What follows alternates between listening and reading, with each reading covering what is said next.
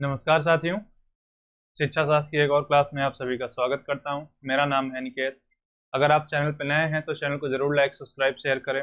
शिक्षा शास्त्र विषय से अगर जुड़े हैं तो ज़्यादा से ज़्यादा शेयर करें। तो एजुकेशनल एडमिनिस्ट्रेशन की क्लास को हम कंटिन्यू कर रहे हैं। लास्ट क्लास में एजुकेशनल मैनेजमेंट शैक्षिक प्रबंधन के बारे में जाना था कि वो क्या है, उसके क्या एलिमेंट्स हैं, क्या उसकी विशेषताएं हैं, उसकी डिफिनेशन, इन सबको समझा था। वो फोर्थ क्लास थी। आज उसी सीरीज को हम कंटिन्यू कर रहे हैं और ये आज पांचवी क्लास होने वाली है, लेवल ऑफ मैनेजमेंट। भाई प्रबंधन के स्तर क्या है। तो प्रबंधन क्या होता है कि मैनेजमेंट करने वाले जो लोग होते हैं, जो लीड करते हैं, तो उसको यहाँ पे तीन स्तरों में बांटा गया है, जो कि एक पहला है कि टॉप मैनेजमेंट, सेकंड है मिडिल मैनेजमेंट और लास्ट में है लोअर मैनेजमेंट। यानी सबसे उच्च स्तर पे, फिर मध्य स्तर पे और निम्न स्तर पे। ये तीन स्तर बांटा गया है मैनेजमेंट का, कि ये तीन प्रकार के प्रबंधक होते हैं और ये कैसे कैसे काम करते हैं। इन्हीं चीजों का यहाँ पे हम आज बात करेंगे। तो जो टॉप लेवल का मैनेजमेंट होता है वो उद्देश्य बनाता है, नीतियां निर्धारित करता है। कि जो सबसे टॉप पे होगा वो क्या करेगा, वो अपने ऑब्जेक्टिव बनाएगा और उसके लिए स्ट्रेटजी बनाएगा, प्लान बनाएगा कि मुझे क्या करना है।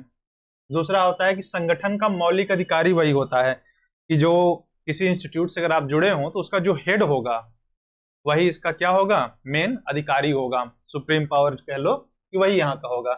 वित्त की संरचना यानी बजट कितना रखना है, किसको कितना वेतन देना है, इन हर चीज का निर्णय क्या होगा, वो टॉप मैनेजमेंट के ही जो प्रबंधक होंगे लेंगे। वो साथ में आपको गाइडेंस काउंसलिंग भी करवाएगा, निर्देशन भी देगा, परामर्श भी देगा कि कौन सी चीज कैसे करना है। अगर आप हताश हो रहे हैं तो आपको मोटिवेट भी करेगा, उसके लिए आपको सही गाइडेंस काउंसलिंग भी वो प्रोवाइड कराएगा। तो ये सारी चीजें कौन करा रहा है, आपका टॉप मैनेजमेंट। इसके अलावा उसकी एक जिम्मेदारी होती है कि वो अच्छे सामाजिक संबंध को बना के रखे।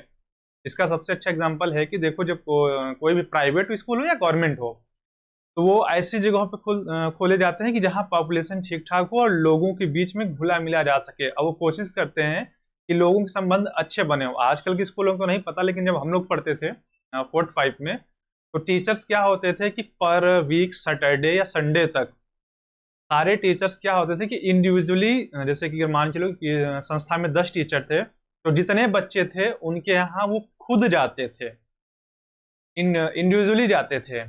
एक एक टीचर एटलीस्ट जाता था और जितने भी वो लोगों से जुड़े होते थे। तो यहाँ पे वो चीज क्या था कि भाई, जिससे लगे कि बच्चे कहीं अलग नहीं पढ़ रहे हैं किसी, बल्कि अपने ही लोगों के बीच पढ़ रहे हैं। तो वो क्या किया जा रहा था, सामाजिक संबंध बनाने का प्रयास किया जाता। एक छोटा समूह होता है।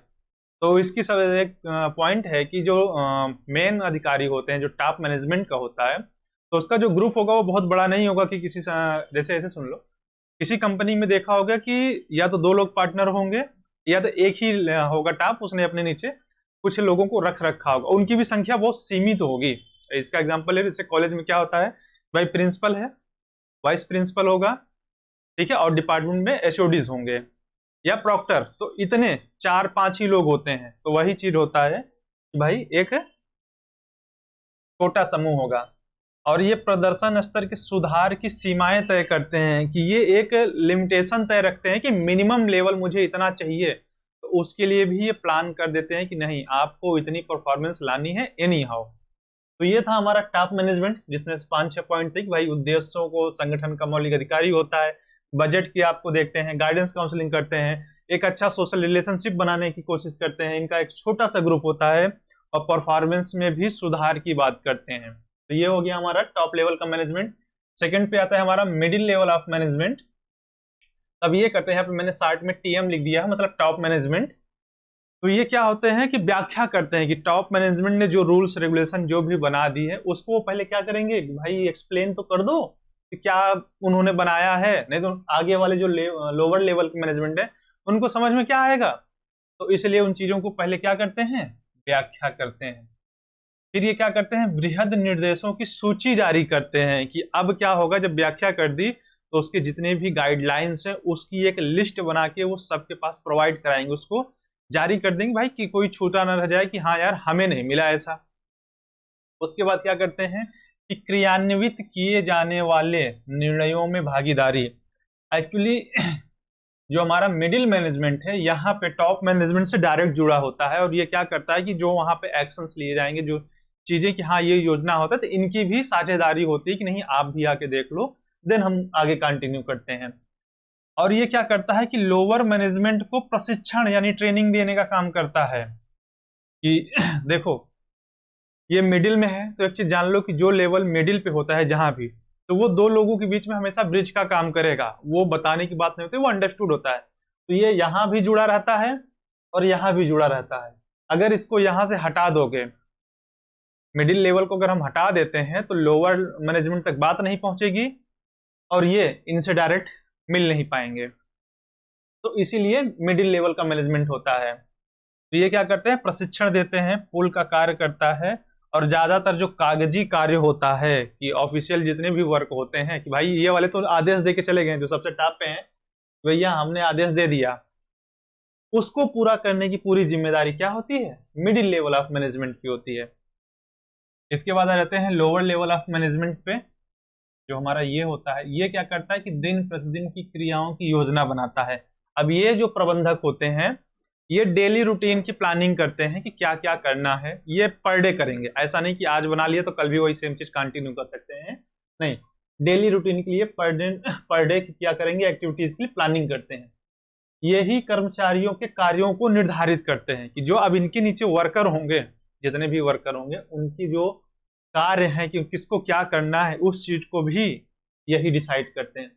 फिर ये क्या करते हैं, कर्मचारियों पर नियंत्रण रखते हैं और उनका सुपरविजन यानी पर्यवेक्षण करते हैं, कि देखते रहते हैं कि कंट्रोल भी करेंगे उनको और देखेंगे भी कि वो काम सही तरीके से कर पा रहे हैं या नहीं कर पा रहे हैं। चौथी, फिर उनमें अनुशासन बनाए रखने की जिम्मेदारी होती है। अब देखो ये दो लोग ये सब नहीं देखने आएंगे, टॉप लेवल और मिडिल लेवल से इससे कोई मतलब नहीं है कि तुम कैसे डील कर रहे हो। जैसे ऐसे समझो तुम्हारे घर में 3 लोग हैं, तुम्हारे माता पिता और उनके माता पिता, तो सबसे टॉप पे हो जाएंगे तुम्हारे माता पिता के माता पिता, सेकंड पे हो जाएंगे आपके माता पिता, और थर्ड लेवल पे तुम आ जाओगे। तो तुमसे अगर कह के कोई पैसा दिया, कोई भी ऊपर के 2 में से, चाहे आपके ग्रैंडफादर या आपके फादर, कि भैया ये चीज जाके लाओ या घर में शोर नहीं होना चाहिए, और छोटे बच्चे हैं और आपको जिम्मेदारी दी गई, तो आपकी वो समस्या है कि उस चीज को आप डील करोगे, इन दोनों से अब नहीं मतलब है।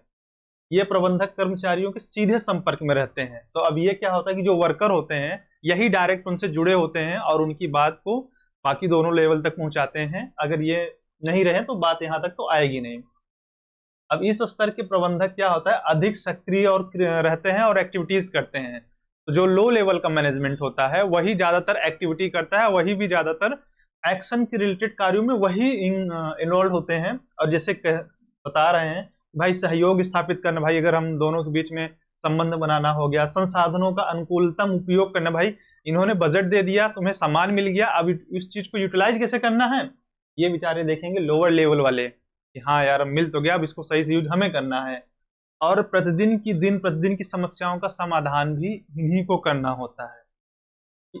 देखो ऐसे समझ लेना, यहां से कोई चीज आया इनके पास, यहां से चलो मान के लो कि मशीन आई कोई, इन्होंने मशीन का क्या किया, बजट दे दिया, इन्होंने मशीन मंगवा के तुम्हें दे दी। अब जो तुम्हें मशीन चाहिए थी वो तुम्हें यहां मिल गई, अब उसको तुम्हें कैसे यूटिलाइज करना, उसका बेस्ट यूज तुम्हें करना होगा, वो तुम्हारी जिम्मेदारी थी। और ये जैसे कि एक लाइन यहाँ है कि ये पुल का कार्य करते हैं, तो साइकोलॉजी में एक थ्योरी है फ्रायड की, उन्होंने चेतना के 3 स्तर बताए थे, थोड़ा सा कोरिलेट कर दे रहा हूँ, उसकी वैसे जरूरत है नहीं, पर वहां भी ऐसे ही 3 स्तर होते हैं। ये होता है चेतन, इसको बोलते हैं अर्ध चेतन, और इसको बोलते हैं अचेतन। तो यहाँ भी अर्ध चेतन क्या होता है, ब्रिज की तरह काम करता है कि चेतना से जो चीजें आती हैं वो लास्ट में अगर ये ना हो, अगर इसको हम हटा दें बीच के अर्ध चेतन को, तो वो चीजें अचेतन माइंड तक नहीं पहुंच पाएंगी, अनकॉन्शियस माइंड तक, और वो स्टोर नहीं हो पाएगा। उसी तरह यहाँ पे भी ये जो मिडिल लेवल का मैनेजमेंट है वो काम करता है यहाँ के सबकॉन्शियस माइंड की तरह। अगर हम हैं तो तुम्हारे तक बात पहुंच रही है, हम नहीं है तो नहीं पहुंचेगी। तो ये था। अब नेक्स्ट क्लास में हम क्या करेंगे कि एडमिनिस्ट्रेशन और मैनेजमेंट की कंपैरिजन करेंगे, तुलना करेंगे। जो हमारी नेक्स्ट क्लास होगी तो उसमें हम एडमिनिस्ट्रेशन और मैनेजमेंट में क्या अंतर है उसके बारे में, उसके पॉइंट्स पे डिटेल पे बात करेंगे। और एक बार फिर कह रहा हूँ यार, चैनल पे अगर नए हो तो चैनल को जरूर लाइक सब्सक्राइब शेयर कर दो। कहीं से भी आ गए हो, गलती से भी आ गए हो यार, तो कर दो। शेयर करने के, लाइक सब्सक्राइब करने के कोई पैसा नहीं लगता है, ठीक है।